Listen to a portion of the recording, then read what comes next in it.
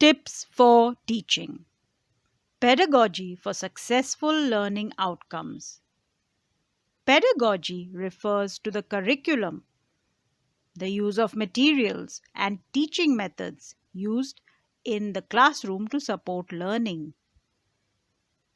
Teaching could be based on individual, whole group, or small group instruction, open questioning and dialogue, and conducting continuous assessments. In ECCE, Early Childhood Care and Education, pedagogy that is appropriate to the child's development stage and matches the age and learning goals of the children to whom it is directed is necessary in order to deliver high quality foundational learning. So, what is pedagogy? Pedagogy. Pedagogy is the curriculum that we are using to teach our little ones.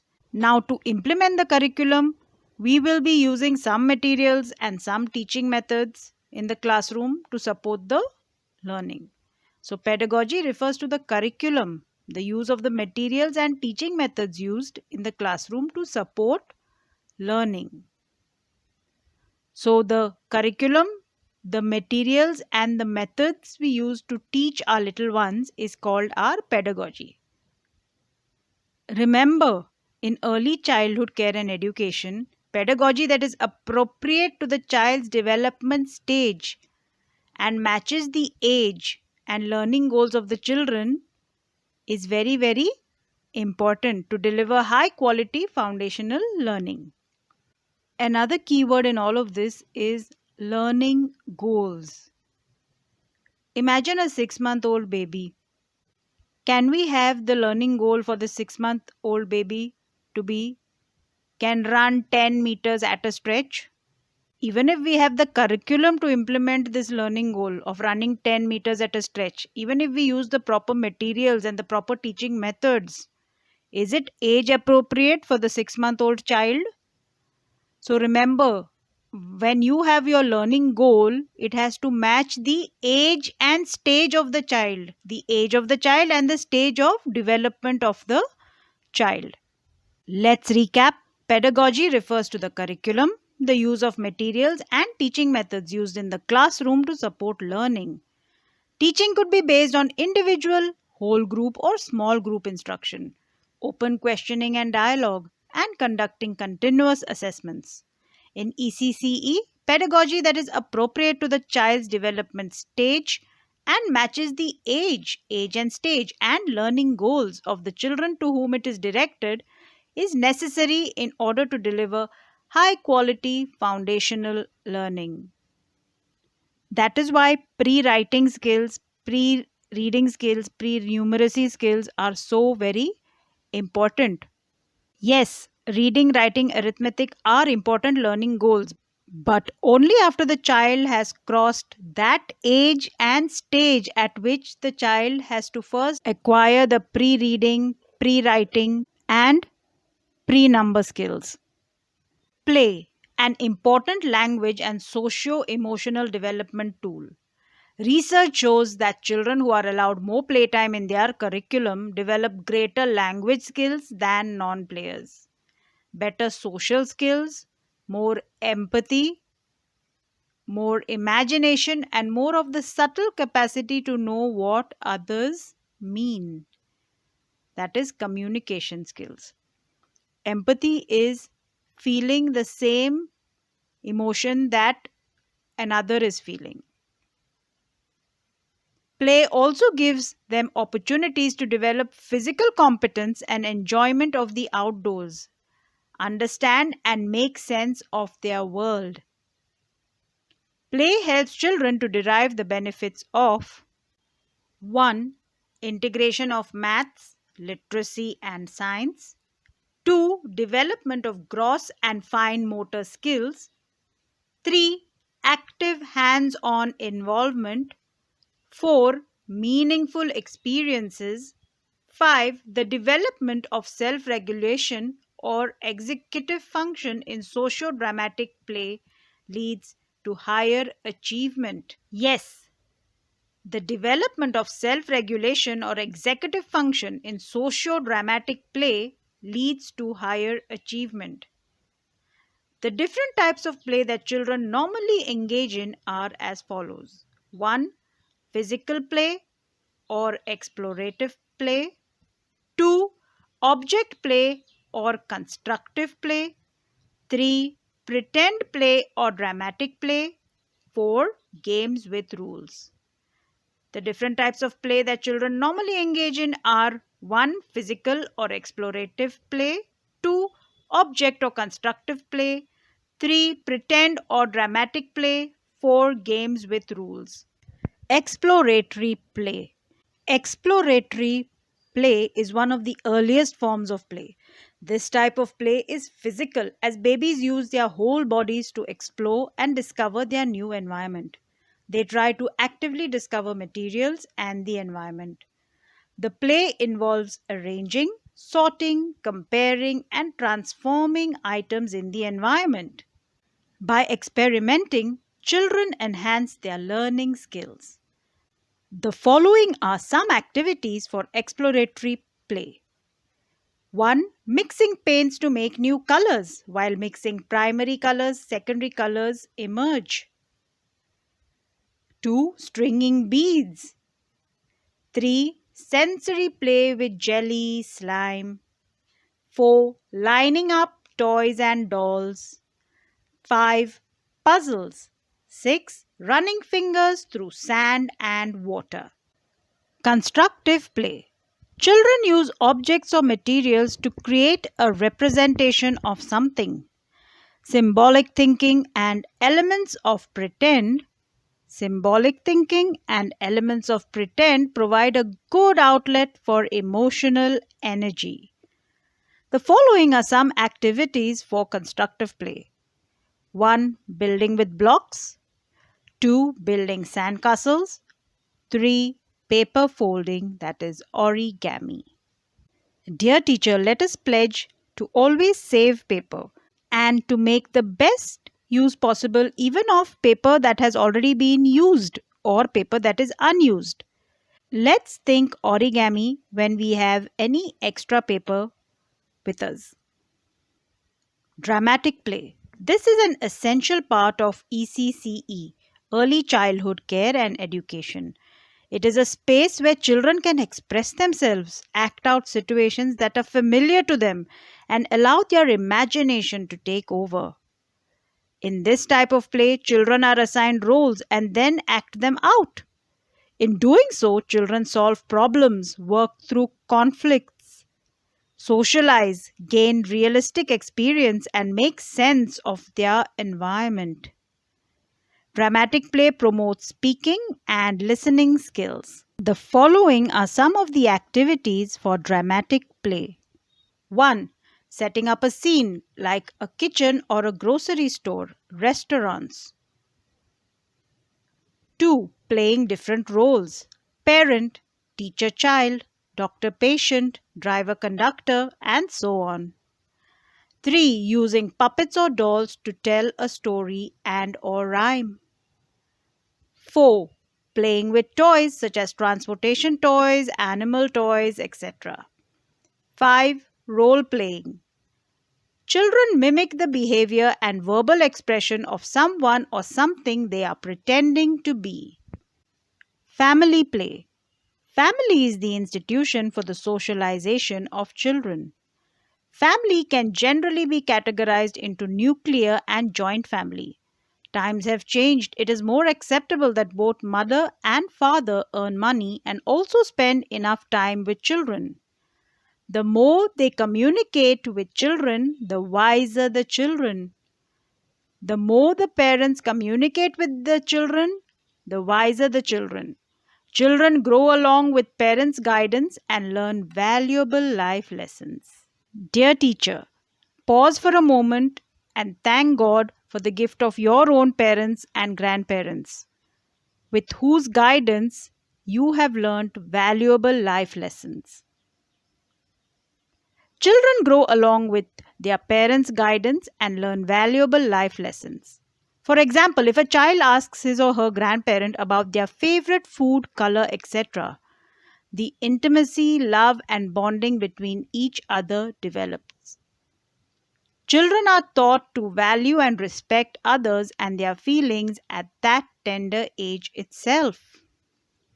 Dear teacher, try your best to ensure that you ask your students what their favorite color, what their favorite food, etc. is. Encourage them to ask you about yours. Encourage them to ask their parents and grandparents about their favorite food, color, etc. We as educators have to guide and encourage our students to do this. And the intimacy, love, and bonding that will develop between the students and their teacher, between the students and their family members, will be a lovely addition to your karmic account. Games with rules. Games and sports too provide beneficial outcomes in child development. They promote healthy mental growth through enhancing creativity while developing their imagination, dexterity, physical, cognitive, and emotional strength. Children learn the importance of rules and the discipline required to follow them. Other forms of play. Guided play. Guided play is play for which a teacher has designed an environment with specific learning experiences in mind. Dear teacher, think and plan 3 specific learning experiences for your students. So, when you plan a specific learning experience, you will also have to plan the environment in which the student will gain this specific learning experience via guided play.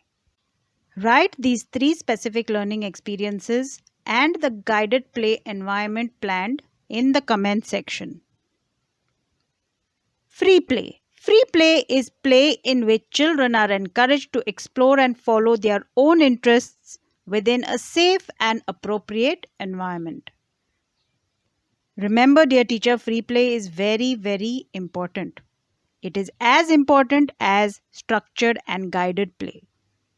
Free play is also a lovely time in which you can observe your students. Let's tabulate the important benefits of play. The language and literacy benefits are 1. Developing vocabulary, 2. Learning the spelling of new words, 3. Pronunciation of words. The mathematical benefits of play are: play equips a child to exercise the ability to learn addition, subtraction, multiplication, and division. The socio-emotional benefits of play are: 1. It helps players develop communication, competitiveness, and confidence with peer group. Communication, competitiveness, and confidence with peer group. 2. Spending quality time with the players. Teacher-pupil relationships. Studies have shown that early learning teaching methods that are developmentally appropriate, discovery and activity based, and implemented by trained teachers have a positive impact on learning outcomes.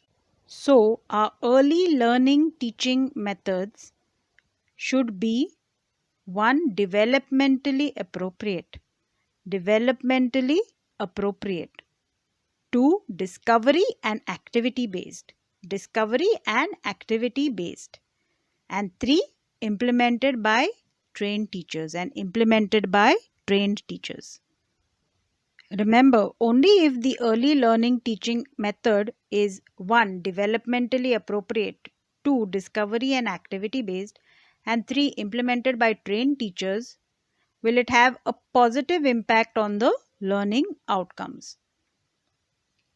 They support healthy socio-emotional and language development, which in turn support a child's ability to think critically, explore, and learn from their environment.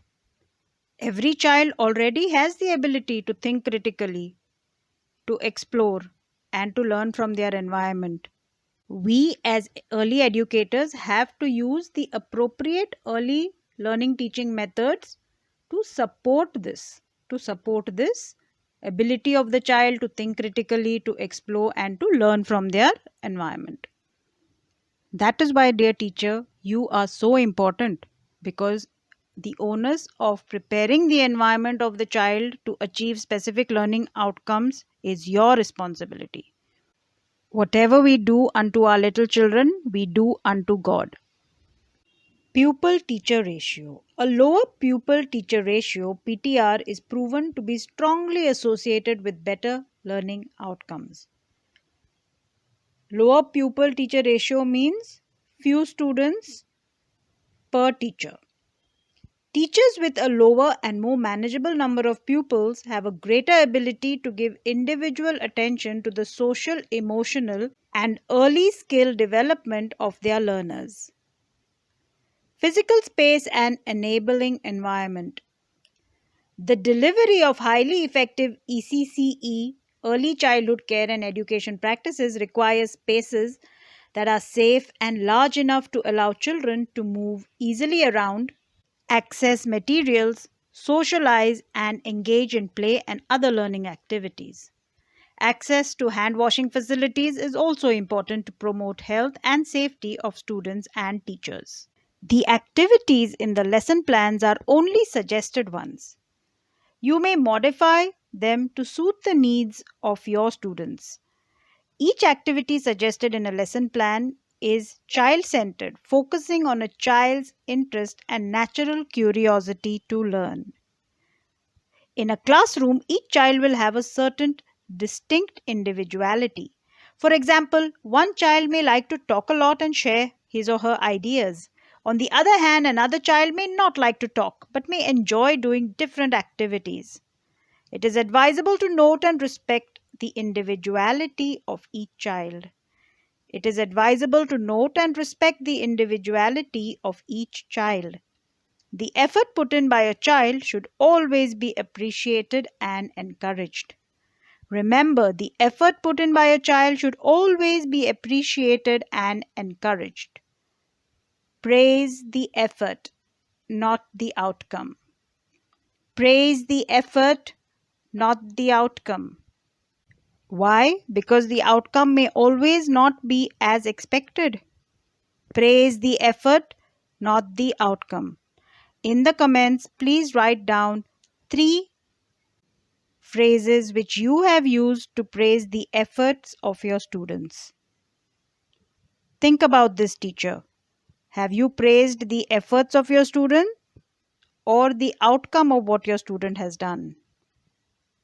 Let us consciously ensure that we praise the effort and not the outcome of the activity being carried out.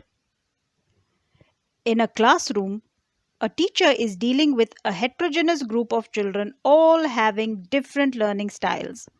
The term learning style actually refers to the processes involved which make a student 1. Absorb, 2. Process, 3. Understand, and 4. Retain information. The term learning style actually refers to the processes involved which make a student absorb, process, understand, and retain information. Individual learning styles of different students depend on different factors such as cognitive, emotional, and environmental factors, as well as one's prior experience. Yes, the individual learning styles of different students depend on different factors such as 1. Cognitive factors, that is how well the student can think about something, 2. Emotional factors, 3. Environmental factors, and 4. One's prior experiences. Neil Fleming and Baum in 2006 devised a VARK model of learning styles. VARK. VARK model of learning styles. Neil Fleming and Baum devised a VARK model of learning styles. VARK, VARK, refers to 4 recognized types of learning styles. 1. Visual, wherein we process information using pictures, animations, flashcards. 2. Oral auditory, AURAL, that is AUDITORY, auditory, oral auditory learning style, wherein one listens and learns, just the way we are doing right now. 3. Read and write, wherein one enjoys reading and writing assignments. 4. Kinesthetic, wherein one learns best through the tactile processes. What is tactile? Tactile is something related to touch. Kinesthetic means related to movement. So, the VARC model of learning styles refers to four recognized types of learning styles: V for visual, A for oral or auditory, 3 for reading and writing, 4 for kinesthetic. The VARC model of learning styles refers to 1. Visual learning style, 2. Oral auditory learning style, 3. Reading and writing learning style, 4. Kinesthetic learning style. It is best to try and apply all four tactics to address multiple intelligences present in your class. The multiple intelligences concept was given to us by Howard Gardner. The VARC model of learning styles is given to us by Neil Fleming and Baum in 2006.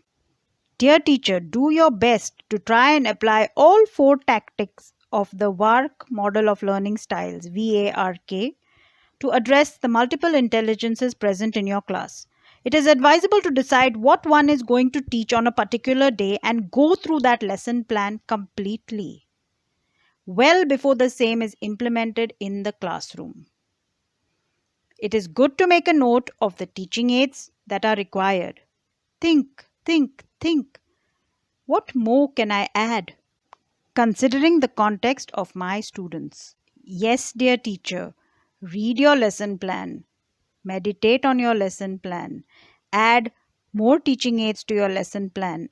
And think, what more can I do to make my lesson plan effective? Give your lesson plan the importance it deserves, dear teacher. Remember, failing to plan is planning to fail. Failing to plan is planning to fail. You may mix and match the activities in different lesson plans. For example, if it is the rainy season, ask the children to bring a raincoat. Let the children wear their raincoats, take them outdoors to enjoy the rain. You may ask them to recite the rhyme, "Rain, rain, go away," while they are enjoying outside. Similarly, activities for summer and winter seasons can be conducted. When you plan and implement indoor and outdoor activities, it is necessary to ensure safe indoor and outdoor play areas. For example, while taking the children out for a nature walk, it is prudent to walk on and select a definite path which is not very rough or full of stones. Ask the children to walk slowly, forming a train so that they do not fall.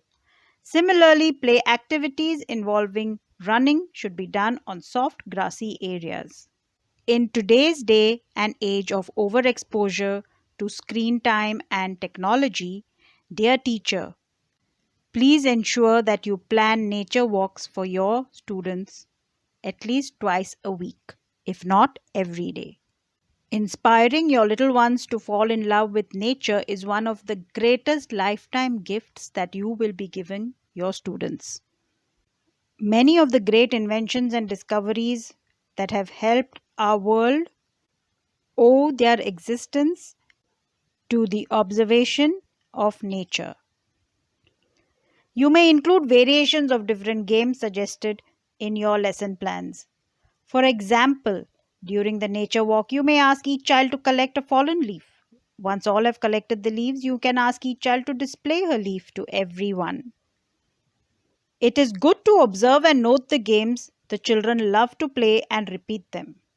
Similarly, it is good to note which activities help the children learn the letters or the numerals fast. These activities may be repeated more often. Moral of the story: dear teacher, observe, observe, observe. Observe the games that your children love to play. Observe which activities help your children learn certain things faster. Work on yourself, dear teacher. Train yourself to be an education scientist. Begin by observing. Observe, observe, observe. In the comments, write down any 3 games and 3 activities which your children love. It is desirable to explain to children about good, safe, and bad, unsafe touch. Inform them that if someone touches them on their lips, chest, or private parts, they should shout, "No, go away" from that place and tell their parents or teachers. Conduct the same discussion at regular intervals, repeating the instructions. Shout, "No, go away" from that place and tell a trusted elder. Children are our hope for tomorrow. Let us provide them with healthy and fun filled learning sessions, especially during the pre primary level. And why not during the primary level as well? What we do unto children, we do unto God. Effective classroom arrangement. A child learns by interacting with the teacher, peers, and immediate surrounding. The interactions of a child in the classroom is significantly influenced by the seating arrangement. Thus, classroom arrangement plays an important role in the teaching learning process. Some common yet effective methods of classroom arrangement are the traditional, where all the students face the teacher, the round table, the horseshoe or semicircle, the double horseshoe, group pods, pair pods. Traditional. This seating arrangement affords least peer interaction, more interaction with the teacher, and it is ideal for individual work. The round table arrangement. Maximum whole class interaction as well as teacher student interaction. Easy for the teacher to pay individual attention to each child. The horseshoe or semicircle arrangement. Maximum whole class interaction as well as teacher student interaction. Easy movement of the teacher for one on one interaction. Double horseshoe arrangement can accommodate more children, good peer interaction, good teacher learner interaction. Children of the inner circle can turn around for group activities or interactions. Pods. Pods are like small groups. Pods encourage group or pair interactions with ample communication with the teacher. We can have group pods or pair pods. How to use flashcards in class. Take a 10 centimeter by 10 centimeter card and draw pictures or use pictures from magazines or copy from the internet or clip art. All the cards should be of the same size. The words written on the flashcard must be in large font to be readable from a distance. Precise and with correct letter strokes. Using flashcards. Flashcards are an immensely helpful teaching learning material in the classroom. They can be used for any number of teaching modules. 1. Memory game. 2. Matching the pairs. 3. Seriating the line. 4. Using dotted line to write the strokes of a letter so that the child can run the fingers across the letter. For example, while teaching fruits, both to learn about and identify, a teacher can make a flashcard either by drawing a picture of a fruit or copying the picture from other sources and labeling it in clear letters below the picture. The teacher can hold the card in her hand and show it to the children and teach. The flashcard can be held at the chest level so that the children can see it clearly. The teacher can also go around the class and show the flashcard at close quarters to each child if time permits. The flashcard can then be hung on the wall of the classroom. The children get a visual experience all the time, storing the information in their mind positively and effectively. The teacher can also ask children to match pairs, which again stimulates their observation and identification skills. The teacher can also spread all the flashcards on the table and call out the name of a fruit and ask a child to come and pick the right card. The teacher can also make one fruit card and another card with its name. If the teacher calls out the fruit name, the child picks and matches the fruit picture with the corresponding name card. Dear teacher, ensure that you make good use of flashcards. Let flashcards be your constant companion. Thank you, dear teacher, for learning about these teaching tips that will help you achieve successful learning outcomes. Thank you, Lord.